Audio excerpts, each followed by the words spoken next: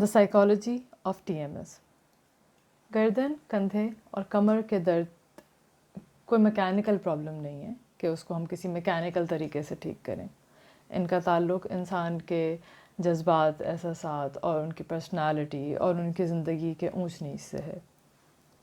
اور اگر یہ بات سچ ہے، جو کہ میرا کئی سالوں کا تجربہ اس بات پہ شاہد ہے کہ یہی بات سچ ہے، تو کنونشنل میڈیسن آپ کی زیادہ مدد کر نہیں سکتی، کیونکہ ہمارا عام طریقہ علاج مشین کے اوپر یعنی کہ آپ کی باڈی کے اوپر فوکس کرتا ہے، جبکہ اصل پرابلم تو وہاں سے اوریجنیٹ ہو رہی ہے جو آپ کی اس مشین کو چلاتا ہے، جو کہ آپ کا اپنا دماغ ہے. TMS کی سب سے بڑی پہچان اس کا فزیکل پین ہونا ہے، لیکن اس شدید درد کا آنا ایک سائیکولوجیکل فینومینا ہے، کوئی اسٹرکچرل اب نارمیلٹی یا مسلس کی کمزوری نہیں ہے. یہ ایک بہت امپورٹنٹ پوائنٹ ہے. ان کو ہم تفصیل سے آگے آنے والے صفحوں میں بیان کریں گے، لیکن اس سے پہلے ہم کچھ ڈیفینیشنز آپ کو بتاتے ہیں تاکہ یہ ٹرمز ہمارے ذہنوں میں کلیئر رہیں. سب سے پہلے آتا ہے ٹینشن. ٹینشن ایک ایسا لفظ ہے جس کو بہت عام طور پہ استعمال کیا جاتا ہے اور اس کے مختلف مطلب ہوتے ہیں مختلف لوگوں کے لیے.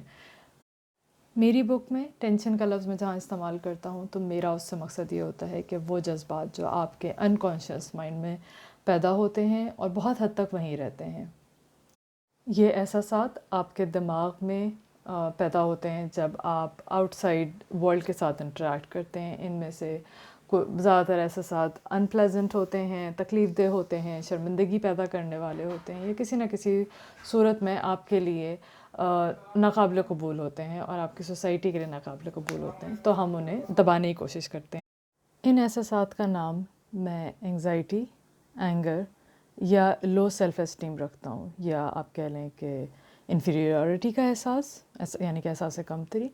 یہ جذبات دبائے جاتے ہیں کیونکہ ہمارا دماغ نہیں چاہتا کہ ہم ان جذبات سے گزریں اور ان کو محسوس کریں، نہ ہی وہ یہ چاہتا ہے کہ باہر کی دنیا کو ان کے بارے میں پتہ چلے.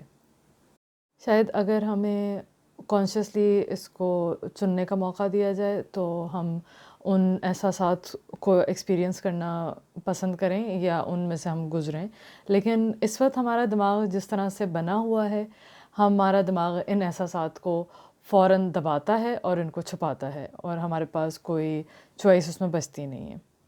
تو اگر میں مختصراً کہوں تو لفظ ٹینشن میں اس پوائنٹ آف ویو سے استعمال کروں گا کہ آپ کی جو دبے ہوئے اور ایسے احساسات جو کہ معاشرے میں قابل قبول نہیں ہیں یا آپ کا دماغ نہیں چاہتا کہ آپ ان کو ایکسپیرینس کریں، یہ سب ٹینشن کی کیٹیگری میں آتے ہیں. دوسری ٹرم جسے ہم ایکسپلور کریں گے وہ ہے stress.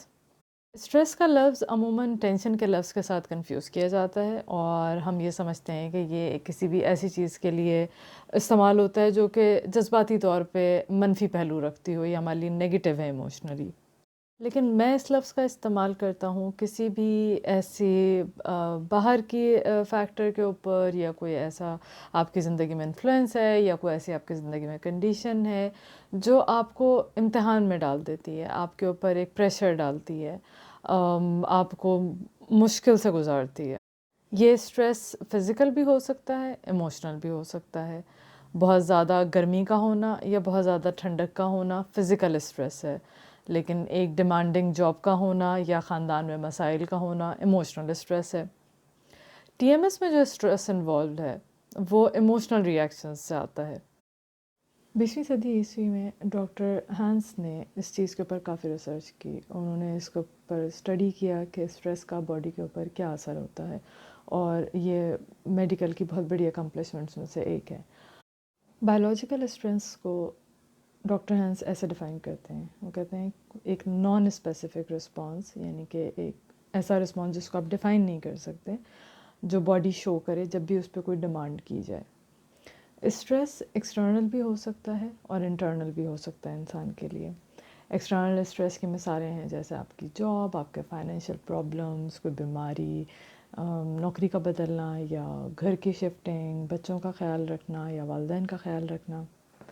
Internal stress tension produce کرنے میں زیادہ امپورٹنٹ ہوتے ہیں. یہ آپ کی اپنی پرسنالٹی سے ریلیٹڈ ہوتے ہیں، جیسے کہ آپ کے اندر احساس ذمہ داری، کسی بھی چیز کو ہمیشہ پرفیکٹلی کرنے کا، آپ کی پرسنالٹی اگر پرفیکشنسٹ ہے وہ، پھر آپ کے اگر آپ اس قسم کے انسان ہیں کہ ہر چیز میں آپ بہترین کرنا چاہتے ہیں، وغیرہ وغیرہ.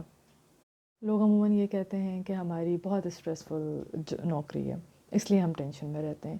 لیکن اگر آپ کے اندر وہ احساس ذمہ داری نہ ہو کہ ہم نے بہت اچھا پرفارم کرنا ہے اپنی جاب کے اوپر، یا آپ اپنی جاب میں ہمیشہ جو ہے وہ کامیابی کی طرف نہ دوڑ رہے ہوں اور ہمیشہ آپ دوسروں سے آگے نکل جانے کی دوڑ میں نہ ہوں، تو ٹینشن نہیں ہوگی. عموماً اس طرح کے لوگ بہت کمپیٹیٹیو ہوتے ہیں، اور ان کے اندر یہ ان بلٹ میکینزم ہوتا ہے کہ ہم نے آگے نکلنا ہے سب سے. تو پھر ایسے لوگ اپنے اوپر بہت زیادہ کرٹیسزم بھی کرتے ہیں.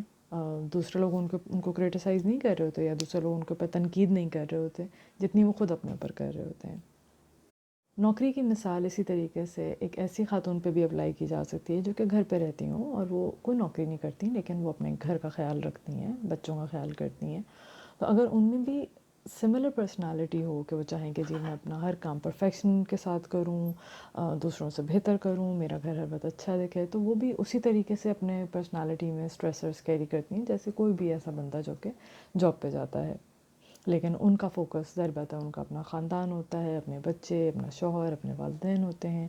وہ یہ چاہتی ہیں کہ جو بھی ان سے وابستہ ہے اس کی زندگی میں ہمیشہ اچھا ہی ہو، اور اپنی جہاں تک ان کی صلاحیت ہے، جہاں تک ان کی طاقت میں ہے، وہ کوشش کرتی ہیں کہ وہ لوگوں کو بیسٹ ہی پرووائڈ کریں.